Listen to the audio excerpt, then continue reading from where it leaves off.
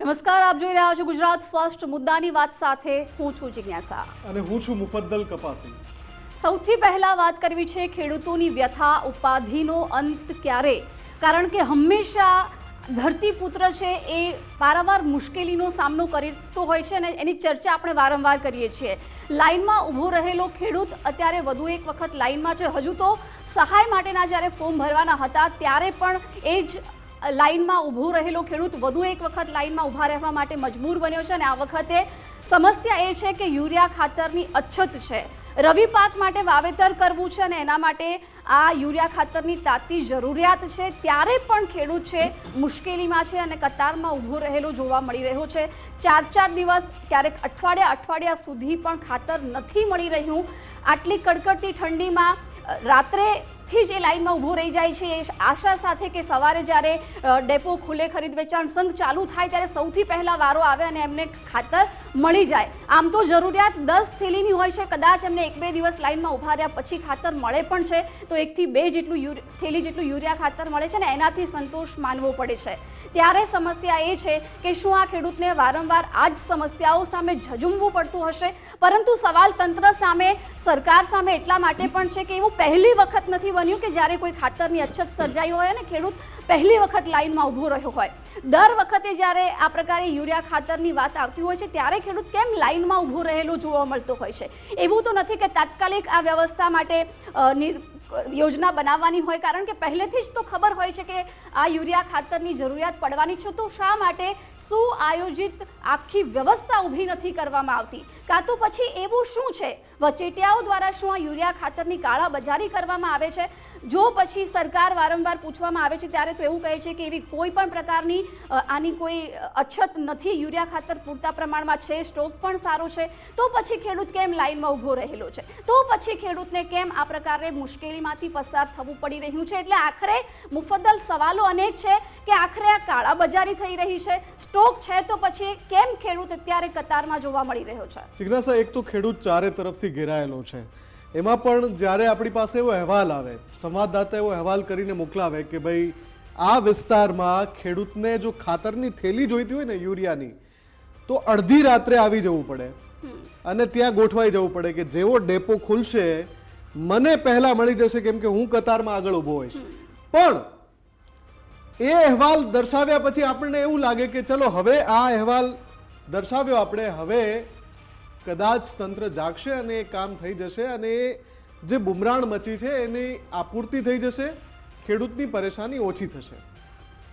પણ પછી બીજી જગ્યાએથી, પછી ત્રીજી જગ્યાએથી, પછી ચોથી જગ્યાએથી, જ્યારે તમને આમ એક કરતાં વધારે જગ્યાએથી ખેડૂતો આમ કતારમાં ઊભેલા હોય એવા દ્રશ્યો, એની વ્યથા ઠાલવતા હોય એ પ્રકારના એમના ઇન્ટરવ્યૂઝ આવે, ત્યારે એમ થાય કે નહીં, આ ફરી એકવાર એવું છે કે જે ખેડૂત મરવાના વાંકે જીવી રહ્યો છે। આવા શબ્દો કેમ વાપરવા પડે ધરતીપુત્રો માટે?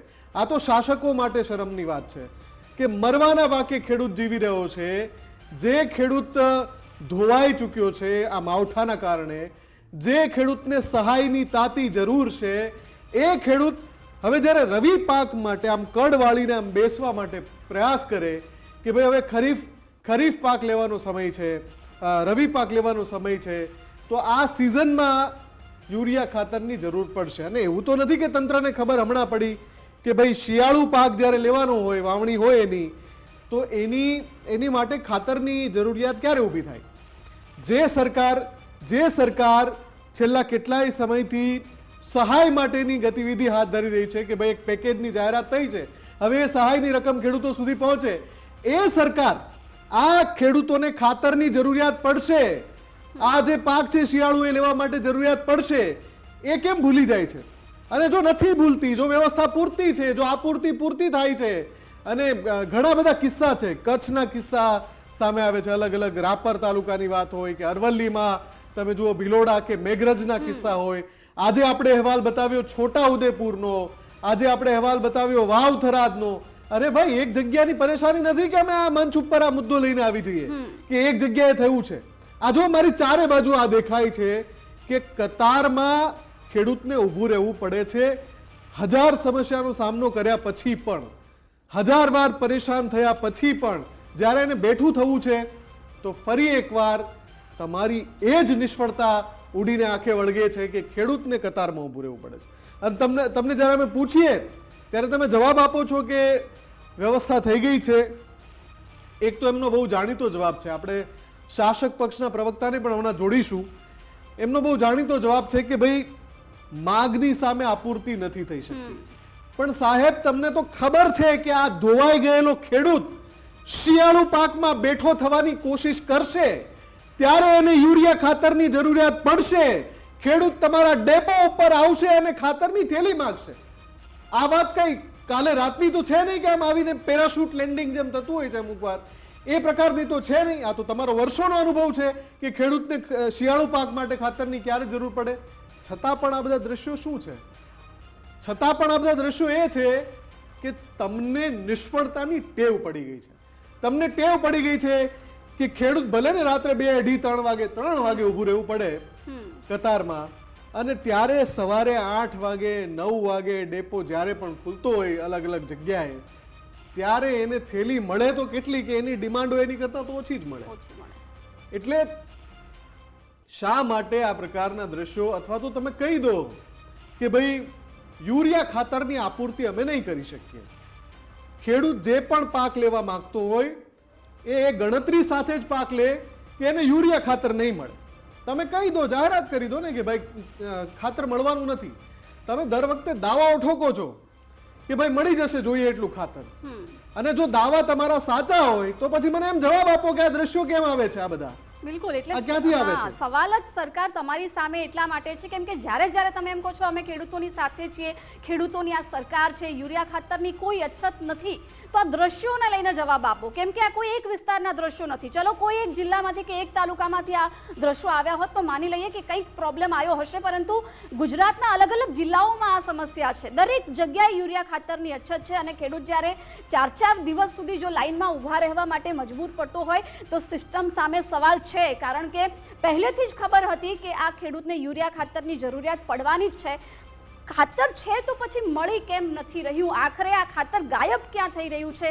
ક્યાં અટવાઈ ગયું છે ખાતર? એ એક મોટો સવાલ છે. એનો જવાબ સરકારે, તંત્રએ, સિસ્ટમે આપવાની જરૂર છે. કારણ કે શું ખેડૂત વારંવાર લાઇનમાં ઊભા રહેવા માટે ટેવાયેલો છે એવું તમે માની લીધું છે? અને એવું માની લીધું છે તો ખેડૂતો હેરાન થઈ રહ્યા છે. એનો જવાબ આપવાની જરૂર છે. કારણ કે હજુ 15 દિવસ પહેલા તમે સરકાર જ્યારે નુકસાની થાય છે, પાક નુકસાની, ત્યાર પછી સહાયની જાહેરાત કરે છે, ત્યારે જ્યારે સહાયના ફોર્મ ભરવા માટે ખેડૂતે જવું પડતું હતું, જ્યારે સર્વર ડાઉનના પ્રોબ્લેમ આવતા હતા, ત્યારે પણ ખેડૂત આખી રાત લાઇનમાં ઊભો રહેલો હતો. અને પછી 15 દિવસ પછી એ જ ખેડૂતને ફરીથી આ યુરિયા ખાતર માટે પણ લાઇનમાં ઊભું રહેવું પડ્યું છે. એટલે શું ખેડૂતને તમે એવું માની લીધું છે કે લાઇનમાં ઊભા રહેવા માટે ટેવાયેલો છે અને તમને કોઈ ફરક જ નથી પડતો? એટલે મુફદ્દલ સવાલ એ છે કે ગુજરાતના લગભગ મોટા ભાગના જિલ્લાઓમાંથી આ દ્રશ્યો છે કે યુરિયા ખાતરની અછત છે, નથી મળી રહ્યું ખાતર, પરંતુ સરકારના દાવાઓ પણ કંઈક વિપરીત છે. બિલકુલ. અને જે અગાઉ કચ્છમાંથી પણ અહેવાલ આવ્યા હતા, અગાઉ અરવલ્લીમાંથી પણ અહેવાલ આવ્યા હતા, આજે જે અહેવાલ સામે આવ્યા એમાં પણ આપણી પાસે ખેડૂતોની પ્રતિક્રિયા છે અને એમની વાત સાંભળીને ક્લિયર કટ સમજાય છે કે આ એ અવ્યવસ્થાનો ભોગ બનેલો ખેડૂત છે કે જે અવ્યવસ્થા તંત્રએ પોતાની બેદરકારીથી સર્જી છે.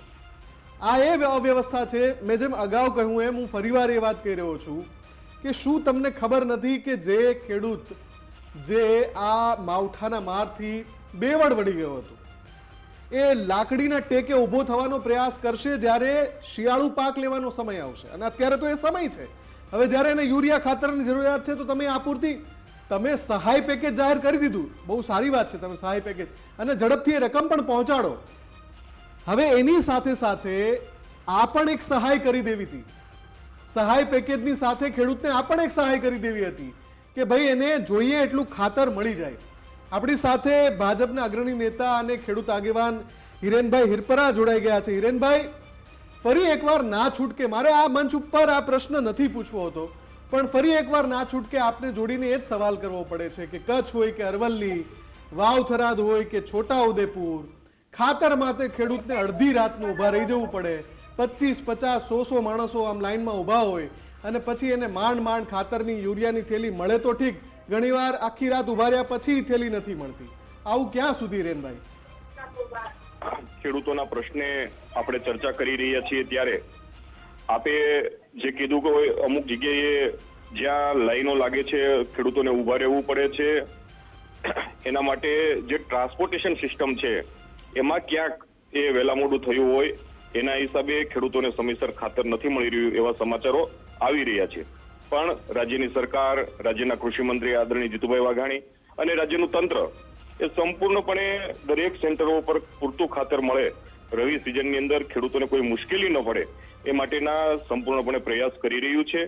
આ સાથે સાથે આપની પ્રતિષ્ઠિત ચેનલના માધ્યમથી હું ખેડૂતોને પણ વિનંતી કરીશ, જ્યારે નેનો ડીએપી અને નેનો યુરિયા એ સંપૂર્ણપણે જે રાસાયણિક ખાતરો જે છે, ડીએપી, એનપીકે, યુરિયા, એ પ્રકારના જે ખાતરો છે એ જ પ્રકારનું સારું પરિણામ એ નેનો ટેકનોલોજીથી તૈયાર થયેલા નેનો યુરિયા અને નેનો ડીએપી આપી રહ્યા છે.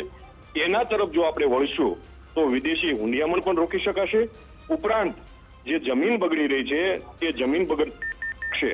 માટે ખેડૂતોએ જે રાસાયણિક ખાતરો છે એમની જગ્યાએ નવા આવિષ્કાર થયેલા સંશોધિત ડીએપી અને યુરિયા એમનો પણ ઉપયોગ કરવો જોઈએ. વર્તમાન જે પરિસ્થિતિ છે એમાં કેન્દ્ર સરકારે ફાળવેલો જથ્થો તે સેન્ટરો સુધી પહોંચશે અને ખેડૂતોને જે મુશ્કેલી પડી રહી છે એમાંથી એ અગવડતા દૂર થશે. હિરેનભાઈ, આપ જે અપીલ કરી રહ્યા છો એ સમજી શકાય છે, પણ અત્યારે જ્યારે રાજ્યનો ખેડૂત એક માવઠાના મારથી પરેશાન છે, એને બેઠું થવું છે, શિયાળુ પાકમાં એને દેખાય છે કે ભાઈ મારી ટેકાની લાકડી આ શિયાળુ પાક કદાચ બનશે, તો એવા સમયે તંત્ર આગોતરી વ્યવસ્થા કરીને યુરિયાનો જથ્થો પૂરો ન પાડી શકે? જે રીતે અસહ્ય માવઠાનો માર એ ગુજરાતના ખેડૂતો ઉપર આવ્યો, માવઠું એટલે એકાદ દિવસ વરસાદ હોય એને આપણે માવઠું કહીએ છીએ, પણ આ માવઠારૂપી વરસાદ આખું અઠવાડિયું આવ્યો એના હિસાબે ગુજરાતની ખેતીને ખૂબ મોટું નુકસાન થયું.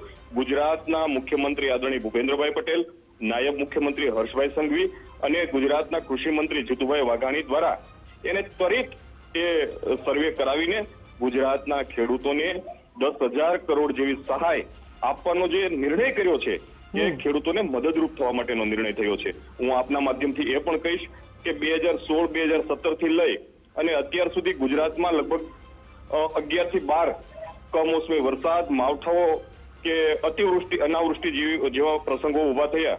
એમાં ગુજરાતની સરકારે 13,000 કરોડથી પણ વધારે રકમ, આ પ્લસ 13,000 એ અને 10,000 કરોડ આ એટલે 23,000 કરોડથી પણ વધારે રકમ એ ગુજરાતના ખેડૂતોને બેઠો કરવા માટેનો પ્રયાસ એ આ રાજ્યની સરકાર કરી રહી છે અને ખેડૂતોને મદદરૂપ થવાનો અમે સ્વીકારીએ છીએ કે ગુજરાતનો ખેડૂત, ગુજરાતનું ગામડું એ બચશે, એ સદ્ધર બનશે તો જ હિન્દુસ્તાન આગળ વધવાનું છે. એ ભાવ સાથે ભારતીય જનતા પાર્ટીની સરકાર એ આગળ વધી રહી છે. પણ હિરેનભાઈ, તમે કહો છો કે ખેડૂતોની સાથે છે, તમે એક તરફ કહો છો કે યુરિયા ખાતરની અછત નથી, ટ્રાન્સપોર્ટેશનને કારણે થોડું ઘણું મોડું, થોડું ઘણું નહીં, 4-4 દિવસથી ખેડૂતો લાઈનમાં ઊભા રહે છે અને ખેડૂતોને આ ખાતરની જરૂરિયાત પડવાની છે તો પહેલાથી જ ખબર હતી, તો વ્યવસ્થા એ પ્રકારની કેમ નથી કરવામાં આવતી? આ પહેલી વખત નથી બન્યું, વારે વારે આવું બને છે. જે રીતે ડીએપી અને યુરિયા, એનપીકે ખાતરો ઉપર ભારત સરકાર એ સબસિડી આપતી હોય છે અને એ ભારત સરકારના નિયંત્રણ હેઠળ આવતું હોય છે. ભારત સરકાર એ ગુજરાત સરકાર પાસેથી આ જે કૃષિ વિભાગ છે એ આંકડાઓ મોકલીને જે જથ્થાની જરૂરિયાત ઊભી થવાની છે એ જથ્થાની આગોતરી જાણ કરતું હોય છે. પરંતુ આપણે બધા જાણીએ છીએ કે ડીએપી અને યુરિયા એ મોટાભાગે આપણે એ વિદેશથી આયાત કરીએ છીએ. એ આયાત થતું યુરિયા હોય, ડીએપી હોય કે અન્ય ખાતરો હોય, એ જે તે પોર્ટ સુધી પહોંચે, પોર્ટથી એનું પેકિંગ થાય, રેલવે મારફતે એ જે તે જિલ્લાઓ સુધી પહોંચાડવા અથવા તો ટ્રક મારફતે એ જિલ્લાઓ સુધી પહોંચાડવાનો પ્રયાસ થતો હોય છે. ક્યાંક આ ટ્રાન્સપોર્ટેશન સિસ્ટમ છે એ સિસ્ટમ ક્યાંક વહેલા મોડું થતું હોય છે, અમે સ્વીકારીએ છીએ. એના હિસાબે કદાચ ખેડૂતોને વહેલા મોડું પહોંચતું હશે, પરંતુ આ સરકાર એ હંમેશા ખેડૂતોની સાથે રહી છે. ખેડૂતોને જે મુશ્કેલી પડે છે એમાં મુશ્કેલી ન પડે એ માટેના સંપૂર્ણપણે પ્રયાસ કરી છે. ઠીક છે હિરેનભાઈ, આભાર. અમે આશા રાખીએ કે આ જે વિષય છે એના ઉપર આપ સરકારનું ધ્યાન દોરશો અને ત્વરિત એનો ઉકેલ લાવવાનો પ્રયાસ કરશો. આપણી સાથે ભાજપના પ્રવક્તા હિતેન્દ્રભાઈ પણ જોડાઈ ગયા છે. હિતેન્દ્રભાઈ, સ્વાગત છે આપનું. હિતેન્દ્રભાઈ, છેલ્લા કેટલાક દિવસોથી અલગ અલગ વિસ્તારોથી, કચ્છમાંથી, અરવલ્લીમાંથી આજે અમે અહેવાલ બતાવ્યા, ખેડૂતો ખૂબ પરેશાન છે. છોટાઉદેપુરમાં, વાવ-થરાદમાં અડધી રાત્રે લાઈનમાં ઊભા રહી જાય, સવાર સુધી લાઈનમાં ઊભા રહે પણ ખાતર, યુરિયા ખાતર નથી મળતું. આને લઈને શું કહેશો આપ? હિરેનભાઈ, કિસાન મોરચાના પ્રદેશના મહામંત્રી જી અને પોતે ખેડૂત છે, એમને એમના અનુભવોને આધારે તમને વિસ્તૃત વાત કરી છે. જી હું એની વાતને દોહરાવું છું. હમ સાથે સાથે તમે બીજી રીતે જોઈએ તો પાછલા 3 વર્ષથી આપણે ખાતરનો વપરાશ જોઈએ હમ તો સતત વધ્યો છે. ચાલુ સાલે આપણે ક્યાંક ક્યાંક વિતરણ વ્યવસ્થાને કારણે કેટલાક કેન્દ્રો ઉપર ખેંચ પડે છે, પણ સાથે સાથે સરકારનો ઈરાદો ઓછું આપવાનો નથી અને એટલે ગત વર્ષ કરતા આ વખતે 10% ખાતર વધારે સરકારે પૂરું પાડ્યું છે. એટલે એટલું ખાતર ખેડૂતો વાપર્યું પણ છે. પણ હિરેનભાઈએ વાત કરી એ પ્રમાણે આપણે 50% ઉપરના આયાત કરીએ છીએ, તો એનો આવવાનો રૂટ છે. હવે ધારો કે આખા વર્ષના ખાતરો જેટલા વપરાય એ બધા અહીંયા સ્ટોર કરી શકાતા નથી અને સરકાર એના અનુભવને આધારે ખાતરો આયાત કરવાના, પેકિંગ કરવાના અને વિતરણ વ્યવસ્થાનો એની પાસે પ્લાન હોય છે. સામાન્ય રીતે એ શિડ્યુઅલ પ્રમાણે નવેમ્બર મહિનામાં કેટલું જોશે, ડિસેમ્બરમાં કેટલું જોશે, જાન્યુઆરીમાં કેટલું જોશે, એનું પ્લાનિંગ હોય છે. ચાલુ સાલે એવું થયું છે કે કમોસમી વરસાદને કારણે જે રવિ સિઝનનું વાવેતર પણ વધ્યું અને એક સાથે વાવેતર થયું. આપ સમજી શકો છો કે રવિ સિઝનમાં વાવેતર કરવા માટે જમીનનું ઓરવણ પિયત આપી અને ઓરવણ કરીને વાવેતર કરવાનું હોય. એટલે કોઈ પણ ખેતરમાં એ ધારો કે કોઈ ખેડૂતની 25 વીઘા જમીન હોય તો 5-5ના 5 તબક્કામાં એનું ઓરવણ થાય એટલે આખી વાવણી પૂરી થતા એને 20 થી 25 દિવસનો સમય લાગે. ચાલુ સાલે વરસાદને કારણે એક સાથે એ તૈયાર ઓરવણ બન્યું હતું એટલે ખેડૂતો વરાપના સમયે એ એક સાથે વાવેતર કરી શકાય છે. 25 દિવસનું વાવેતર અમને 5 દિવસમાં પૂરું કર્યું. તો પછી એને પહેલા ખાતરની આવશ્યકતા પણ એના 25મા દિવસે એક સાથે પડી. એટલે એક સાથે ખાતરની ડિમાન્ડ આવતા જે સપ્લાય અને ટ્રાન્સપોર્ટની વ્યવસ્થામાં ક્યાંક નાનકડી મુશ્કેલી પણ છે, ખેડૂતોની મુશ્કેલી પડી છે. પાર્ટી વતીથી, સરકાર વતીથી હું એમની ક્ષમા માંગુ છું. પણ સરકારનો ઈરાદો આપવાનો એટલા માટે છે, એક આંકડો આપું તો 2014ની સાલમાં જ્યારે સરકાર ભારતીય જનતા પાર્ટીની આવી ત્યારે એને ખાતરો પાછળ 60,000 કરોડ સબસિડી આપવાની થતી હતી. એ વધીને 2022-23માં 2,60,000 કરોડ થઈ. અત્યારે આંતરરાષ્ટ્રીય બજારમાં થોડી સ્થિતિ સુધરતા આપણે એ 2.5 લાખ 2,40,000 કરોડ આપવી પડે છે. તો સરકારે ખેડૂતો માટે ક્યાંય પણ પાછું વળીને એટલો અધધ 4 થી 5 ગણી સબસિડી વધી, તેમ છતાં સરકારે એમાં ક્યાંય પાછીપાની કરી નથી. એનો ઈરાદો પણ નથી કે નથી આપતું. અને આ ગઈ સાલ પણ ખેંચ પડી હતી, આ સાલ પણ ખેંચ પડી ટૂંકા ગાળા માટે, પણ તેમ છતાં સરકારે એને ટોટલ જે આપવાનું છે એના કરતા 10% વધારે પહોંચાડ્યું જ છે. ઠીક છે. અને ચાલુ સાલે તો રવિ સિઝનમાં એટલા માટે વધારે વાવેતર થશે કે સામાન્ય રીતે ખેડૂત ખરીફ સિઝનમાં એ લગભગ 90% 85% વાવેતર કરતો હોય અને પછી 30 થી 35% જમીનમાં એ રવિ સિઝનનું વાવેતર થતું હોય. પણ ચાલુ સાલે ખરીફમાં નુકસાન ગઈ છે અને એટલે પરિસ્થિતિ બદલાય છે. હિતેન્દ્રભાઈ ઠીક છે, આભાર. સમય પણ થોડો ઓછો છે, પણ આપે જે વિસ્તારથી વાત કહી એ મુજબ સરકારના પ્રયાસો છે. પણ હિતેન્દ્રભાઈ, આશા રાખીએ કે જ્યાં જ્યાં સમસ્યા આજે પણ છે, આવતીકાલે પરમ દિવસે એ દ્રશ્યો કમસે કમ ન જોવા મળે. ખાતર માટે થઈને ખેડૂતે લાઈનમાં ન ઊભું રહેવું પડે. બધી જ વિષમ પરિસ્થિતિઓ વચ્ચે આપણે સૌ પ્રયાસ કરીએ કે ખેડૂત હેરાન ન થાય, એને યુરિયા ખાતરનો જથ્થો મળી રહે. અને કેમ કે સમય પણ ઓછો છે જિજ્ઞાસા, એટલે બીજા મુદ્દા તરફ પણ આગળ વધવું છે.